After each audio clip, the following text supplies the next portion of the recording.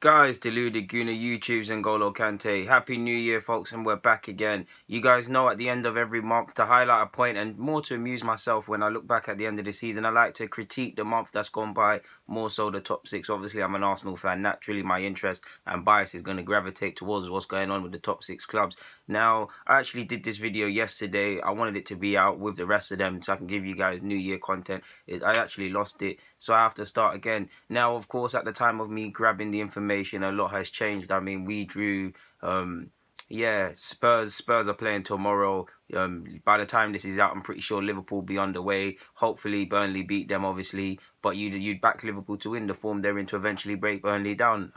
My gut is telling me it might be a draw, but my brain and the purist in me is telling me that Liverpool will win that. So yeah, man, let's start. This is what I always say: stop predicting the top four. Stop predicting the top four. It can change every week. The glorious thing is that you can. It's not a glorious thing because not. I don't advocate dropping points, but you can drop points and be right back in it. In fact, hell, you could even go and win a league. Where was Chelsea in November last year, and then where were they in May? So yeah, the glory is in that. We've seen Spurs be the best club in the world, according to some pundits, go through a little wobble and come back out of it. I told people not to write off Spurs. You've seen, people got in my comments that said I was digging out United, even when they were second and running away with second. I was saying they might have a wobble. They're not certain to finish second in the same way City are certain to be first at this moment in time. They're having a little bit of a wobble. Drop it, 3 games, possible 9 points. Have only taken 3. So yeah, make of that what you want, man. Just dropping silly points. Wait, is my maths right? 3, yeah, man. 3 games, 9.3, 6, 9. Yeah, 3 draws, 3. They got 3 points. Yeah, my maths was right. I don't know why that sounded off. Either way, United's been a bit booky this season so far in regards to the month I'm speaking about. Arsenal the same. Liverpool have also dropped points again. If you're a Chelsea, have been strong this month. Only City really, because they're top, shouldn't have any complaints. So yeah, stop predicting the thing. Good thing is we're at the business end of the thing. So let's Premier League. So let's start with United. United, they've done what they've. I mean, they started off strongly and it's fizzled out. I was saying these problems are being mastered at Man United with all of these wins.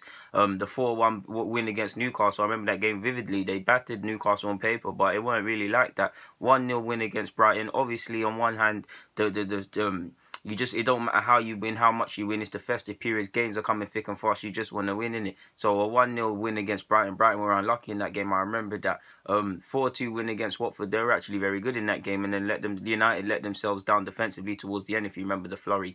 So yeah, they were outclassed by Manchester City. There's no shame in that. Every club that's gone against them has been displayed. Obviously a 1-0 win against Bournemouth and a 2-1 against West Bromwich Albion. In the last 3 games, like I said, 3 possible 9 points. Only got 3. They've done their thing, but they need to get back to winning ways, especially within the last 3. Of course, we can't forget they beat Arsenal as well. Convincing performance on one hand, but on the other it wasn't.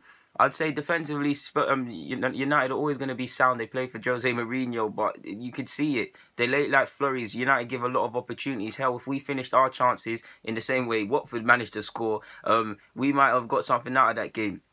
United are now third, I believe, a point behind Chelsea because of dropping silly points. And you've got to wonder now, the boys at United, all of the players, the young ones and the experienced ones, they need to pull it out now. There's a lot of injuries in the side. We don't know when Lukaku's going to be back. He had a concussion. Hopefully he comes back because I don't like this injury thing. Zlatan's out. So yeah, they need to pull together. And on one hand, yes, it's good to still, regardless of dropping 3 points, to still be in and amongst healthily in the top 4.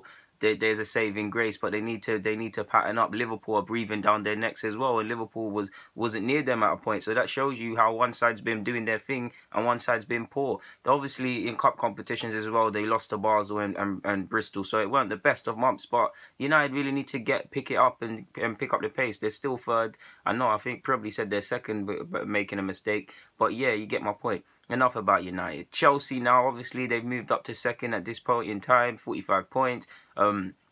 They handled their business this Premier League month, man. They battered Newcastle. They beat Huddersfield Town, I believe. Southampton as well. Or at least I believe they played SFC. They beat Brighton. They obviously drew against Everton. The one probably white stain on the whole month. I'm pretty sure they would have loved to have broken Everton down a bit better.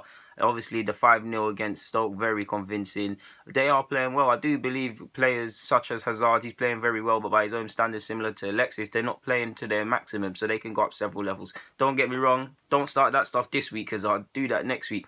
But yeah, Chelsea are handling their business. They beat us. They're in a convincing, and whatever happens between Liverpool and United, they're in a convincing position in regards to second. Liverpool are doing, Chelsea are doing their thing. I've been impressed with Chelsea this month. A lot of my Chelsea fan supporting friends disagree, but yeah, Liverpool, I believe at the time of making this their third, they might be third. They have a third or fourth, forgive me if I'm wrong. 41 points. Like I said, a lot is changing and I'm slightly hungover, so yeah.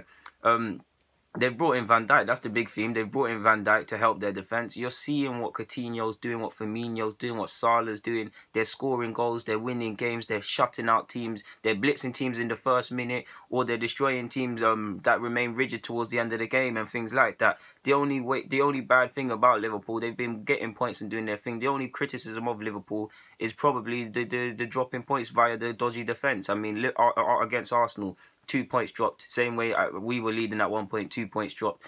Things like that. What was it? The Everton game, not finishing off chances, and then you see how dodgy refs are. They get a penalty if I remember rightly, and Rooney scores.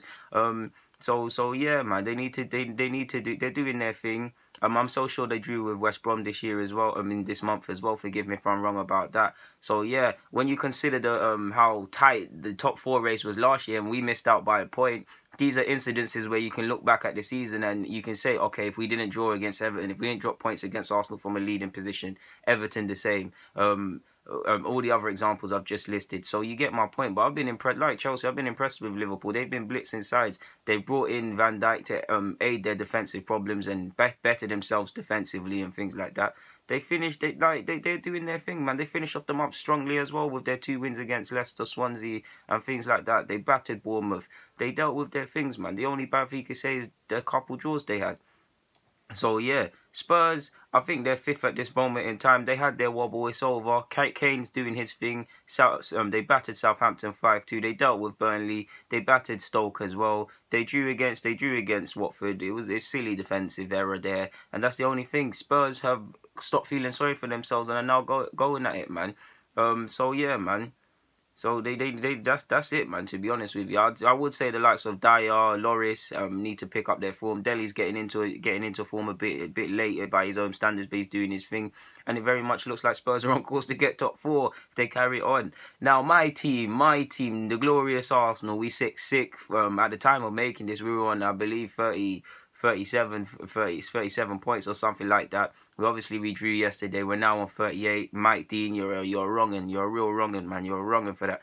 But yeah, we only have ourselves to blame because we dropped points yesterday. Yes, the ref did us over, but we could have killed off the game if we actually decided to shoot and take our chances. So we have to hold our hands for that. Like I said, if we did our thing and put away our chances, that would have been just a consolation goal. At worst, we'll be angry that our clean sheet got ruined, but we didn't do that. Defensively, we cost ourselves against Manchester United in the opening stages. The same against Liverpool. Big game, shooting ourselves in the foot. We're in December. We've only won 3 away games. This is a massive problem at Arsenal. Like how you win a league or win anything of significance, your away form has to be on point, because it's all fun and games playing at home. Anyone can play at home. It's when you go to away games where it's not cozy, where the ground's very tight, where the fans are on top of you, where you just have to dig deep, where the fans are really the 12th man. And playing grassroots, I can assure you that is something really true.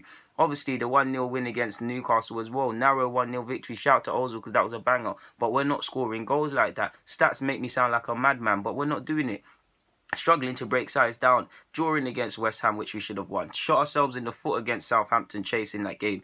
Poor defending against United and Liverpool. All dropping points. If we turned up in these games, who knows? I'm not saying we would have won all of these by any stretch of the imagination. But we missed out last year by a point. And all of these things play a part. Now, we dropped points yesterday, like I said. The ref, that for me, that means top 4 is gone. Because when things like that happen, that's when you look back in the season and think these were when things were decided. Look back when Van Nistelrooy hit the crossbar for our unbeaten run, or United had a bit of luck in their treble. If you go and look at how they won the treble, there was a bit of luck. It's nothing. I'm not getting at any of these teams. I'm just saying it sometimes feels like things are destiny.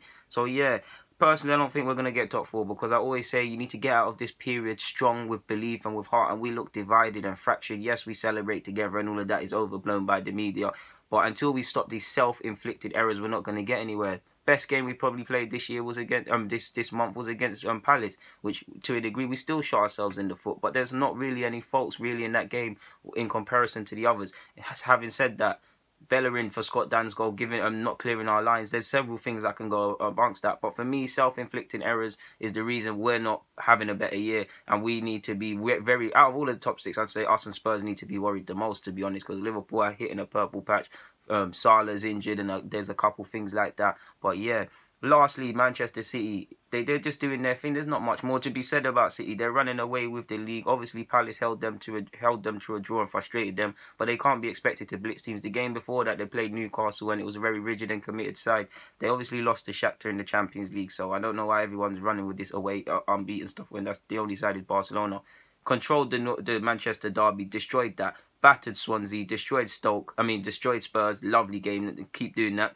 Finished Bournemouth, grinded out the result against Newcastle, like I said. They're doing their own thing, and the only test for them now is the fatigue and the strength of their squad in that games are coming thick and fast. We now see Kevin's injured. I'm so sure somebody else injured, so that squad's going to be tested. Sergio needs to get back into form as well because he looks like he's going to be playing a lot. So they're still running away with the league, but now the test is can they keep winning games when they're not physically 100% because they're coming thick and fast now. But yeah. I don't think we have a double header in the Premier League this week, and then obviously Sunday there's no game. So yeah, guys, deluded, YouTube's and Golo Kante. I'm gonna get out your hair, man. Get in the comments, subscribe, and do the rest of it. I'm out.